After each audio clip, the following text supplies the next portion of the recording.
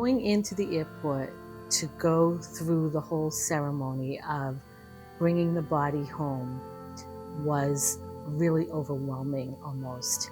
I was not expecting to have that many people be involved, all of the police officers from all of the surrounding towns.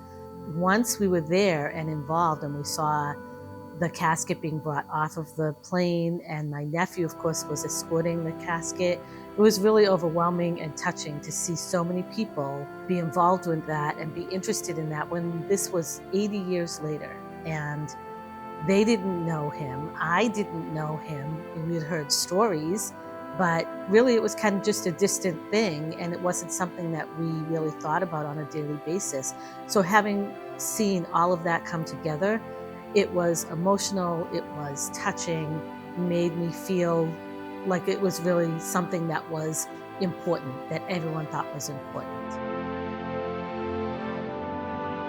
What an amazing thing for our country that people still care enough to spend their time and energy helping other families go through this and not feel alone and feel like their service member, their family member really did so much service for our country and it meant so much to them. So that was very heartwarming. My husband is in the military, or was in the military, retired, so we have been military families for a long time, and it still was amazing to me to see that level of support and just support from other people who've been through similar experiences. When my brother, when he found out and he went to my mother to tell her, it was so emotional. She was not physically in a place where she really was speaking back to us, but she definitely understood what was happening, and she understood what she had done to bring him home by donating her DNA. And it was emotional. It was amazing to see her reaction to that, because she, of course, was one of the few who were alive that knew him.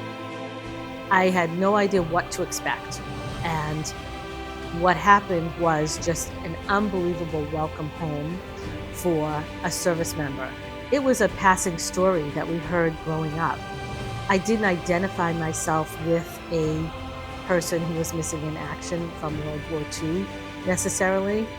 So when this all came about and when we actually had the funeral, again, we had police escorts, we had pretty much an hour-long trip on the highway to the National Cemetery in Bourne, where he is interred, and we had an escort the entire way. We had members from the POWMIA organization escorting us. We had people coming to be part of the ceremony from the VFWs in the area, the Italian American organizations in the area, sons of VFW members that were there, and each one of them came up and thanked us for my uncle's service, thanked us for bringing him home. That was the piece I wasn't expecting. Given all these years, even though we grew up always knowing about Uncle Al and being so close to my mother's aunts and the family, I did not expect to get that emotional about it. It was amazing. And just realizing that the whole community supported all of this, that's what made it so emotional. We thought it was just our family, just insulated to us. And to realize that it really had such a broader impact on so many people was unbelievable. And people understand that even though it was such a long time ago, that commitment to service, giving your life for your country, still means something.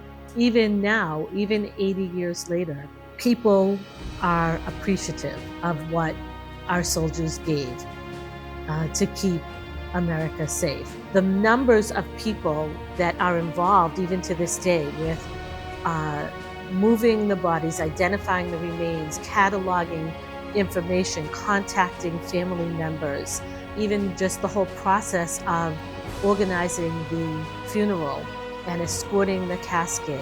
And that is something that is a once-in-a-lifetime experience. So it was huge to see that, and to see all of those firemen who weren't alive, of course, probably don't have service members in their families, but their duty to country to do that as first responders, to support and salute fallen soldiers. It was unbelievable.